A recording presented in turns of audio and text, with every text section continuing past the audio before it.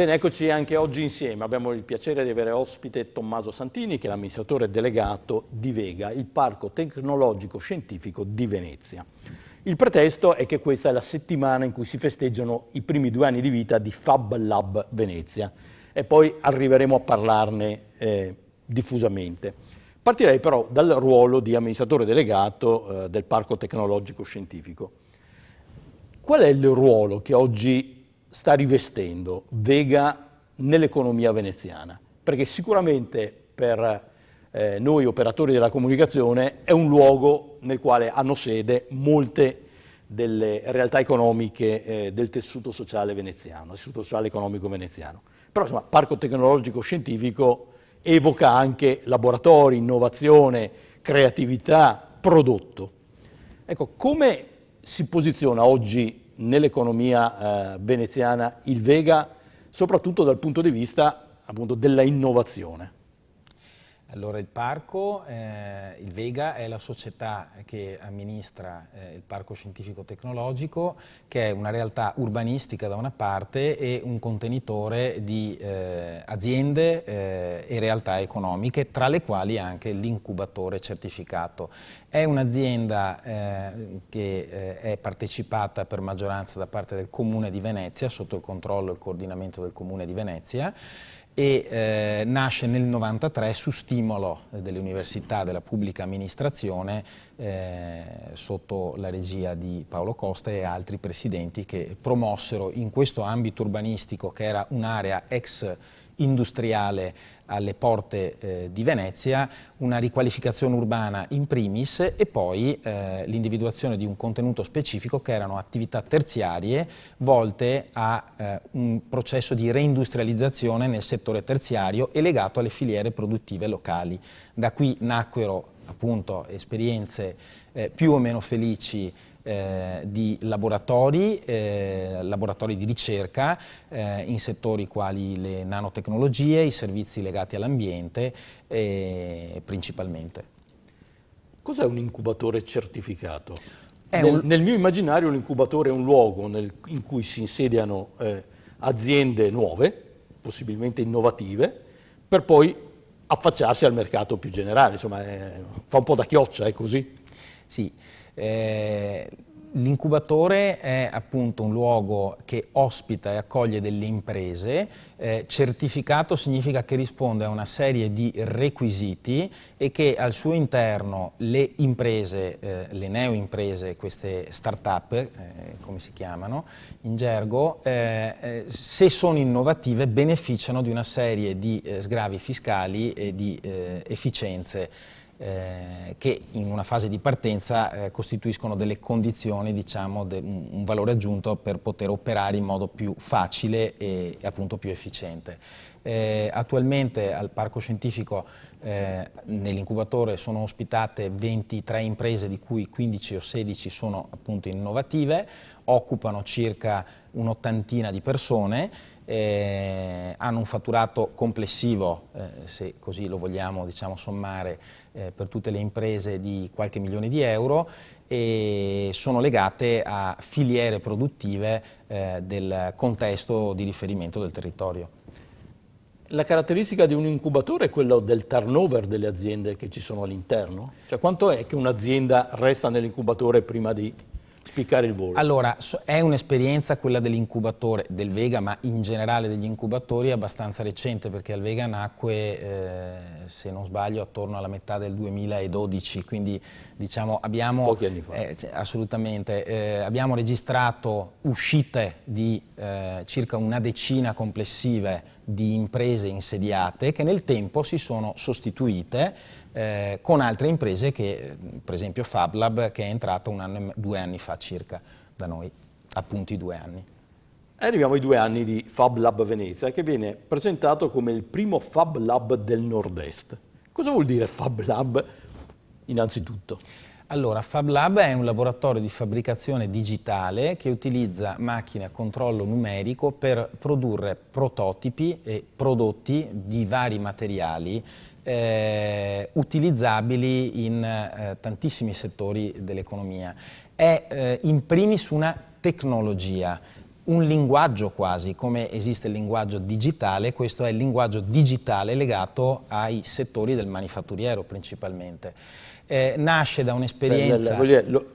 Il mezzo forte sono le stampanti 3D di questo tipo di attività, che sono delle stampanti, per chi non ha ancora avuto modo di vederle, insomma, straordinarie, perché producono oggetti invece di produrre, insomma, la fotocopia. Ecco. Assolutamente, lavorano sulle 3 dimensioni e non sulle 2 dimensioni, lavorano con diversi tipi di materiali, sia per estrusione che per concentrazione, appunto, per costruzione di questi materiali. Gesso, plastiche. E diciamo, l'originalità di questo prodotto, dei prodotti delle tecnologie delle macchine a controllo numerico, è che è trasversale a svariati settori, dal medicale tutti i settori della manifattura in generale, che può essere la meccanica, può essere il design legato alla falegnameria, quindi diciamo non ci sono confini in realtà, è un settore tutto sommato e una tecnologia abbastanza recente, e la prima esperienza è nata 15 anni fa circa all'MIT di Boston,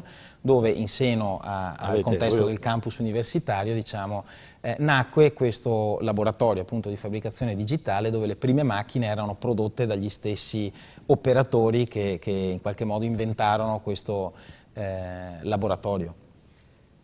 Perché si dice il primo Fab Lab del Nord-Est? Ce ne sono altri in Italia? Sì, allora... Che fanno capo a questa rete appunto che fa riferimento al MIT di Boston. In Italia mi sembra siano più di 50, nel Veneto sono 18, la regione del Veneto ha fatto un'iniezione anche di risorse economiche, ha messo a disposizione un paio di milioni di euro per finanziare la rete dei Fab Lab, che appunto sono 18. Il primo che è nato è proprio questo che è insediato al Vega, il Fab Lab di Venezia, che ha goduto anche questo in parte, diciamo, di questi finanziamenti regionali. È stato fondato da 3 giovani architetti, Andrea, Leonidas ed Elia, che hanno avuto esperienze internazionali in primari studi di architettura e del design, e che hanno portato la loro esperienza proveniente dall'architettura e dal design, spingendosi e concentrandosi proprio sull'utilizzo di un nuovo linguaggio, di una nuova tecnologia, come appunto le macchine a controllo numerico per il manifatturiero digitale.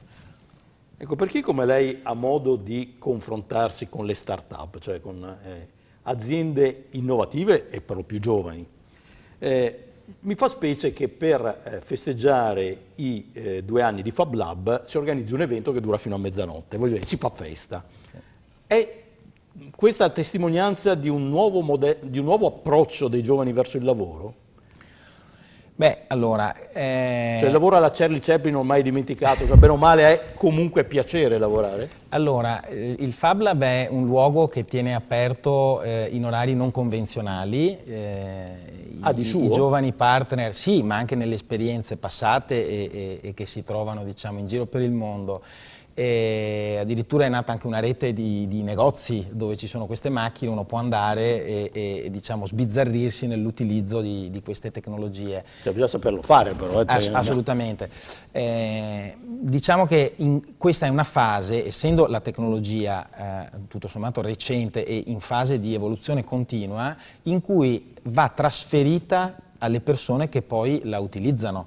Quindi è necessario agire su tutti i cicli dell'età, perché banalmente i cosiddetti nativi digitali, cioè i bambini, no, che prendono dimestichezza con questi strumenti che magari per noi o per chi ha qualche anno in più sono più complicati da utilizzare, è uno, diciamo, dei target di questa nuova tecnologia. E poi c'è tutto il mercato, diciamo, delle aziende, il B2B chiamiamolo, che sperimenta la prototipazione utilizzando in outsourcing questi laboratori. Cioè outsourcing in esterno? In esterno, assolutamente, quindi commissiona l'esecuzione di prototipi, di studi, di progetti veri e propri a questi laboratori. Quindi questa azienda, questo Fab Lab, diventa di fatto uno dei settori di ricerca e sviluppo di aziende del tessuto economico a cui fanno riferimento.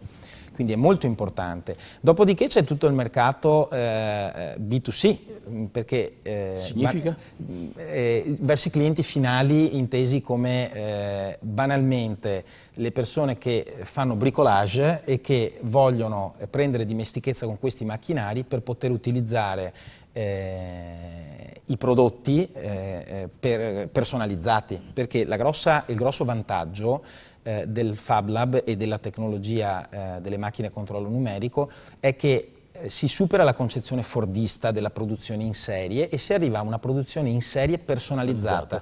Ogni prodotto viene fatto seguendo, diciamo, quello che sono i numeri che vengono fuori, i disegni che vengono fuori dalla macchina, dal PC in pratica, e quindi possono essere personalizzati ciascuno.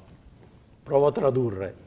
Insomma, bisogna saperlo fare evidentemente, ma insomma, si riesce a disegnare sul computer l'oggetto dei propri sogni e queste straordinarie stampanti tridimensionali lo realizzano. Assolutamente così, quindi è una tecnologia flessibile, è proprio un vero e proprio nuovo linguaggio, infatti si parla di rivoluzione digitale nel settore del manifatturiero. Grazie a Tommaso Santini, che è l'amministratore delegato di Vega, il Parco Tecnologico di Venezia, dove si festeggiano questa settimana i 2 anni di attività di questo Fab Lab, ma per concludere far capire quanto è importante questa tecnologia anche per il nostro futuro, avendo partecipato recentemente a un convegno, ho scoperto che c'è una stampante tridimensionale che riesce addirittura a costruire case, per cui uno può impostare la propria casa e la stampante, evidentemente enorme, evidentemente è un prototipo, suppongo, riesce a realizzare la casa. Capite che cosa c'è? Poi riuscire a creare un oggetto sembra quasi una cosa, un giochetto da bambini. Grazie e buon compleanno Fab Lab. Grazie a lei, Tommaso Santini. grazie a voi. A voi, giornata. alla prossima.